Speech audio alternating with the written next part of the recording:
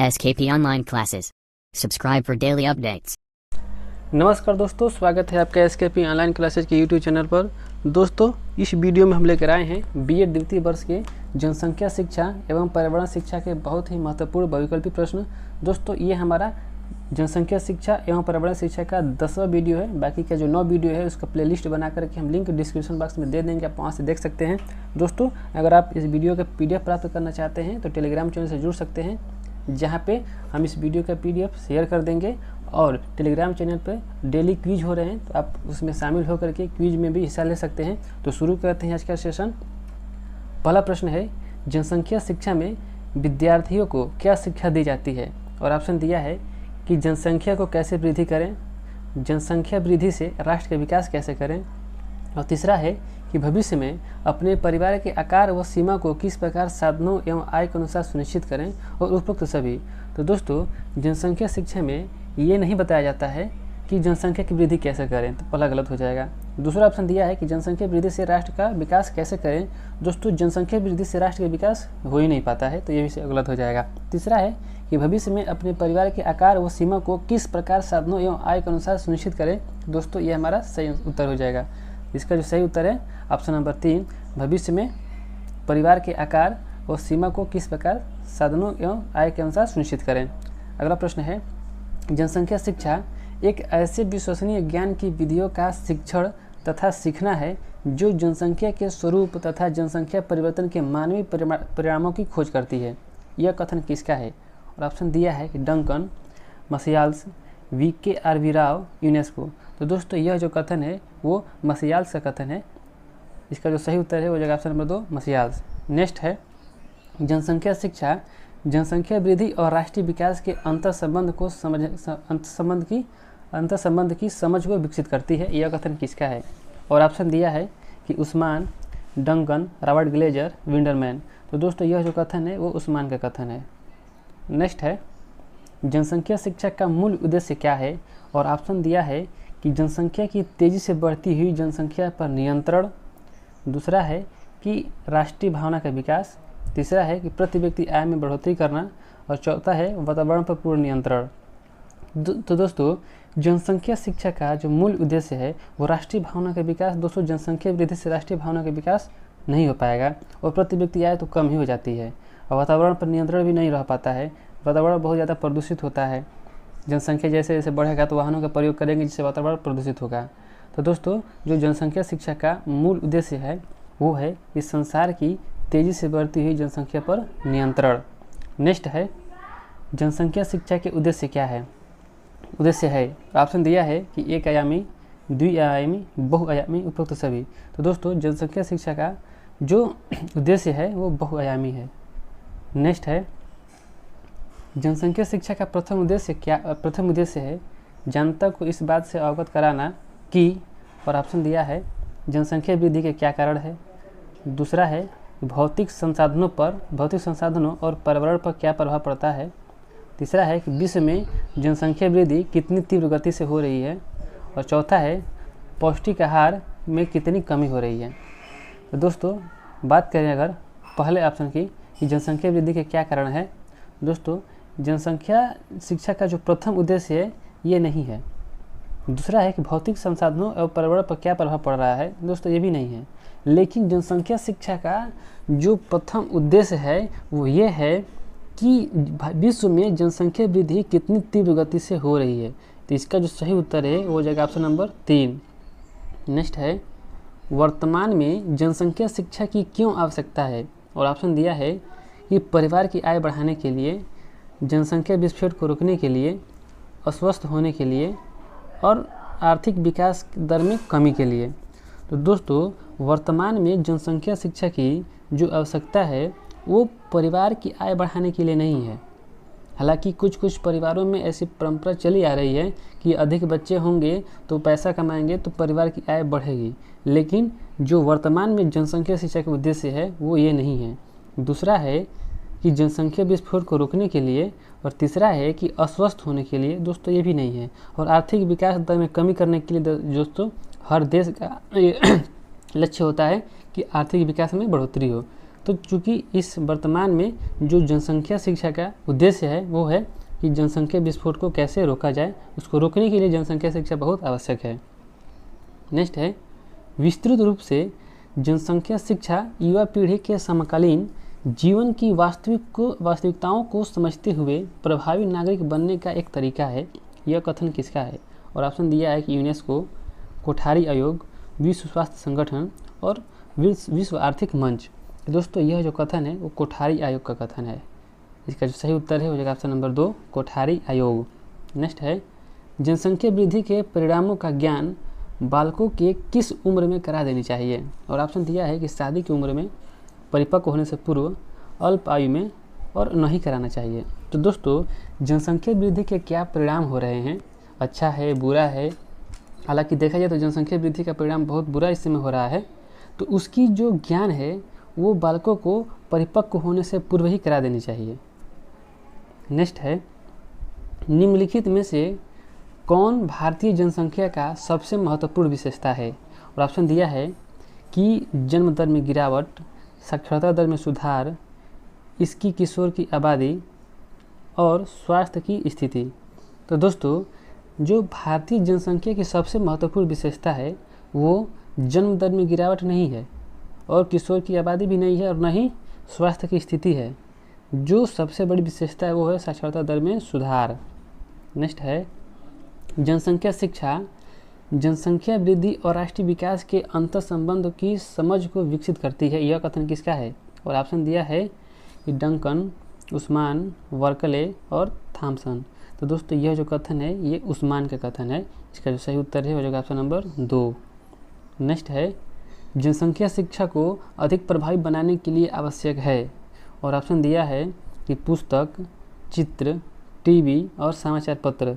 तो दोस्तों जनसंख्या शिक्षा को अधिक प्रभावी बनाने के लिए पुस्तक देख करके अधिक प्रभावी नहीं बन सकता है, तो यह तो हमारा गलत हो जाएगा। चित्र को देख कर तो पुस्तक में चित्र होता है लेकिन उतना प्रभाव नहीं पड़ पाएगा लोगों के ऊपर।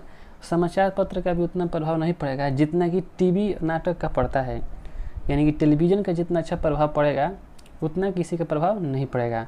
तो इसमें जो सबसे प्रभावी आवश्यक है सामग्री है वो टीवी है। जनसंख्या शिक्षा को प्रभावी बनाने के लिए जो आवश्यक सामग्री है वो टीवी है। नेक्स्ट है, जनसंख्या शिक्षा में दृश्य श्रव्य सामग्री के उपयोग से किसमें सहायक होता है? और ऑप्शन दिया है कि सुनने तथा स्मरण रखने के कौशल में, दूसरा है कि संश्लेषण तथा विश्लेषण तथा क्रमवार सोचने में, तीसरा है कि भावात्मक क्रिया प्रतिक्रिया को संभालने में और उपरोक्त सभी। तो दोस्तों जनसंख्या शिक्षा में जो दृश्य श्रव्य सामग्री होता है वो इन तीनों में सहायता करता है, यानी कि सुनने तथा स्मरण रखने में भी सहायता करता है, संश्लेषण तथा विश्लेषण तथा क्रमवार सोचने में सहायता करता है और भावात्मक क्रिया प्रतिक्रिया को संभालने में सहायता करता है। तो इसका जो सही उत्तर है ऑप्शन नंबर 4, उपरोक्त सभी। नेक्स्ट है, दृश्य श्रव्य सामग्री उपयोगी तथा महत्वपूर्ण है। शिक्षक के स्थान पर इनका उपयोग उपयोगी, और ऑप्शन दिया हुआ है डैश डैश डैश के बाद ऑप्शन दिया है कि होता है, नहीं होता है, मानना उचित नहीं है और हो सकता है। तो दोस्तों दृश्य श्रव्य सामग्री उपयोगी तथा बहुत महत्वपूर्ण है और शिक्षक के स्थान पर इसका उपयोग उपयोगी मानना उचित नहीं है, क्योंकि भले से ही दृश्य श्रव्य सामग्री उपयोगी है, महत्वपूर्ण है, लेकिन ये शिक्षक का स्थान कभी नहीं ले सकता है और शिक्षक के स्थान पर इसका उपयोग हम नहीं कर सकते हैं। नेक्स्ट है, जननांकी शब्द का प्रयोग सर्वप्रथम किसने किया था? और ऑप्शन दिया है कि हाउजर, डंकन, एसिल गुलियार्ड और व्हीपिल। तो दोस्तों जननांकिकी शब्द का सर्वप्रथम प्रयोग एसिल गुलियार्ड ने किया था। नेक्स्ट है दोस्तों, इस क्वेश्चन को इम्पोर्टेंट मानिएगा, बहुत इंपॉर्टेंट क्वेश्चन है और इसी तरह के 2-3 सेम क्वेश्चन है जो कि बहुत कन्फ्यूजन वाला क्वेश्चन होगा और उसमें से लगभग चांस है कि आएगा ही आएगा। नेक्स्ट है कि element the static human and demography कंपेरी नामक पुस्तक किसकी है? और ऑप्शन दिया है कि Achille Guillard, Duncan, Robert Glaser, Berkeley. तो दोस्तों यह जो पुस्तक है elements the static human and demography कंपेरी, यह पुस्तक है एसिल गुलियार्ड की। नेक्स्ट है, जननांकी शब्द की उत्पत्ति किस भाषा से हुई है? और ऑप्शन दिया है कि लैटिन, ग्रीक, इंग्लिश और फ्रेंच। तो दोस्तों जननांकी शब्द की उत्पत्ति वो इंग्लिश भाषा के डेमोग्राफी शब्द से हुई है। किससे हुई है? इंग्लिश भाषा के डेमोग्राफी से हुई है।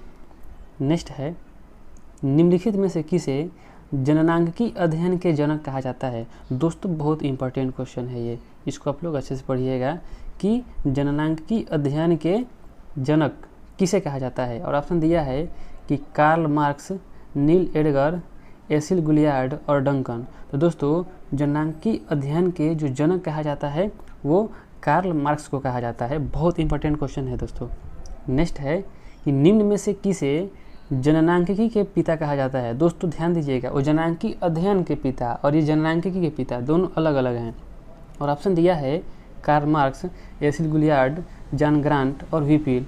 तो दोस्तों जो जननांकिकी के पिता कहे जाते हैं वो जॉन ग्रांट कहे जाते हैं। नेक्स्ट क्वेश्चन है, बहुत इंपॉर्टेंट क्वेश्चन है दोस्तों, इसको अच्छे से याद कर लीजिएगा। निम्न में से कौन जननांकिकी का संकुचित दृष्टिकोण रखने वाले विद्वान हैं? और ऑप्शन दिया है कि मूर, बर्कले, डंकन और लुमिर फ्रैंक। तो दोस्तों जो जननांकिकी के संकुचित दृष्टिकोण रखने वाले जो विद्वान हैं वो हो जाते हैं बर्कले। तो इसका जो सही उत्तर है वो हो जाएगा ऑप्शन नंबर 2 बर्कले।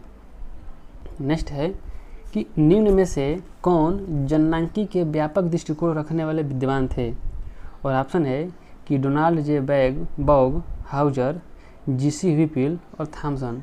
तो दोस्तों जो जननांकिकी के व्यापक दृष्टिकोण रखने वाले विद्वान हैं वो हैं डोनाल्ड जे बॉग। दोस्तों जो इसमें क्या है कि जनसंख्या में जननांकी के संबंध में इसको 2 भागों में बांटा गया था कि एक था कि जननांकी के संकुचित दृष्टिकोण रखने वाले और दूसरे थे कि जननांकी के व्यापक दृष्टिकोण रखने वाले। दोस्तों जो जननांकी के संकुचित दृष्टिकोण रखने वाले थे उसमें आ जाते हैं कि जो विद्वान थे उसमें आ जाते हैं Hauser, Duncan, GC Whipple, WG Barclay, Thompson तथा लेविस आते हैं। ये जननांकी के संकुचित दृष्टिकोण रखने वाले हैं। और दोस्तों जो जननांकी के व्यापक दृष्टिकोण रखने वाले हैं वो आ जाते हैं डोनाल्ड जे बॉग, लोरिमर फ्रैंक, मूर, बर्कले, मेहता। नेक्स्ट है, व्यापक अर्थ में जननांकी के अंतर्गत जननांकी विश्लेषण एवं जनसंख्या अध्ययन दोनों ही सम्मिलित है। जननांकी के व्यापक अध्ययन के अंतर्गत जनसंख्या के गुणात्मक एवं गणनात्मक दोनों ही पक्ष सम्मिलित है। यह कथन किसका है? और ऑप्शन दिया है कि मूर, लोरिमर फ्रैंक, थॉमसन, गुलियार्ड। तो दोस्तों यह जो कथन है वो लोरिमर फ्रैंक का कथन है। इसका जो सही उत्तर है ऑप्शन नंबर 2 लोरिमर फ्रैंक। नेक्स्ट है, जननांकी के गुणात्मक पक्ष में सम्मिलित है। और ऑप्शन दिया है कि जनस्वास्थ्य, साक्षरता एवं शिक्षा, जनसंख्या एवं आर्थिक विकास, उपरोक्त सभी। तो दोस्तों जननांकी के गुणात्मक पक्ष में जनस्वास्थ्य भी सम्मिलित है, साक्षरता एवं शिक्षा भी सम्मिलित है और जनसंख्या एवं आर्थिक विकास सम्मिलित है। तो इसका जो सही उत्तर है हो जाएगा ऑप्शन नंबर 4 उपरोक्त सभी। नेक्स्ट क्वेश्चन है, जननांकी के विषय वस्तु में कितने प्रमुख तत्वों को सम्मिलित किया गया है? और ऑप्शन दिया है कि 2, 3, 4 और 5। तो दोस्तों जननांकिकी की विषय वस्तु में कुल 3 प्रमुख तत्वों को सम्मिलित किया गया है, जिसमें पहला हो जाता है जनसंख्या का आकार, दूसरा हो जाता है जनसंख्या की संरचना और तीसरा हो जाता है जनसंख्या का वितरण। नेक्स्ट है, जनसंख्या के प्रकार, लिंगानुपात, आयु संरचना, वैवाहिक स्थिति, कार्यशील एवं आश्रित जनसंख्या, किसी जात या वर्ग विशेष के अनुपात का अध्ययन किसके अंतर्गत किया जाता है? और ऑप्शन दिया है कि जनसंख्या के आकार, जनसंख्या की संरचना, जनसंख्या का वितरण और जननांकिकी में। तो दोस्तों जनसंख्या के प्रकार, लिंगानुपात, आयु संरचना, वैवाहिक स्थिति, कार्यशील एवं आश्रित जनसंख्या, किसी जाति या वर्ग विशेष का जो अध्ययन किया जाता है वो जनसंख्या की संरचना के अंतर्गत किया जाता है। तो इसका जो सही उत्तर है वो हो जाएगा ऑप्शन नंबर 2। नेक्स्ट है, किसे व्यक्ति भूमि अनुपात की संज्ञा दी जाती है? और ऑप्शन दिया है कि आवास घनत्व, समाज घनत्व, प्रति व्यक्ति भूमि, जनसंख्या घनत्व। तो दोस्तों जनसंख्या घनत्व को व्यक्ति भूमि अनुपात की संज्ञा दी जाती है? तो इसका जो सही उत्तर है ऑप्शन नंबर 4 जनसंख्या घनत्व। नेक्स्ट है जन्मतिथि और जनगणना के बीच के अंतराल की आयु को क्या कहा जाता है? और ऑप्शन दिया है कि आयु संरचना, आयु अनुपात, जनघनत्व और लिंगानुपात। तो दोस्तों जन्मतिथि और जनगणना के बीच के समय अंतराल को हम आयु संरचना कहते हैं। तो इसका जो सही उत्तर है वो हो जाएगा ऑप्शन नंबर 4, ऑप्शन नंबर 1 आयु संरचना। नेक्स्ट क्वेश्चन है किसी क्षेत्र या देश की आयु संरचना उसकी जनसंख्या की और किसी प्रवृत्तियों जनसंख्या की की प्रवृत्तियों को स्पष्ट करती है। और ऑप्शन दिया है कि जन्म दर, मृत्यु दर, स्थानांतरण और उपरोक्त सभी। तो दोस्तों किसी क्षेत्र या देश की आयु संरचना उस देश की जन्म दर, मृत्यु दर तथा स्थानांतरण की प्रवृत्तियों को स्पष्ट करती है। तो इसका जो सही उत्तर है हो जाएगा ऑप्शन नंबर 4 उपरोक्त सभी। नेक्स्ट है जनसंख्या की यदि सामाजिक आर्थिक स्थिति उत्तम है तो लिंगानुपात किसके पक्ष में होगा? और ऑप्शन है कि पुरुषों के पक्ष में होगा, महिलाओं के पक्ष में होगा, दोनों के पक्ष में होगा और किसी के पक्ष में नहीं होगा। तो दोस्तों जनसंख्या की यदि सामाजिक आर्थिक स्थिति बहुत उत्तम है तो लिंगानुपात जो होता है वो पुरुषों के पक्ष में नहीं होता है, वो महिलाओं के पक्ष में होता है। अगर जिस देश में या फिर जिस क्षेत्र में सामाजिक आर्थिक स्थिति उत्तम नहीं है तो जो लिंग अनुपात होता है वो पुरुषों के पक्ष में जाता है। अगर ऐसा भी कहा जाता है कि अगर लिंग अनुपात सही नहीं है तो वहाँ पे समानता अधिक दिखाई नहीं देती है। नेक्स्ट क्वेश्चन है लिंगानुपात को प्रभावित करने वाले कारक हैं? और ऑप्शन दिया है कि जन्म के समय लिंगानुपात, स्त्री पुरुष मृत्यु दर में विभिन्नता, स्थानांतरण का प्रभाव और उपरोक्त सभी।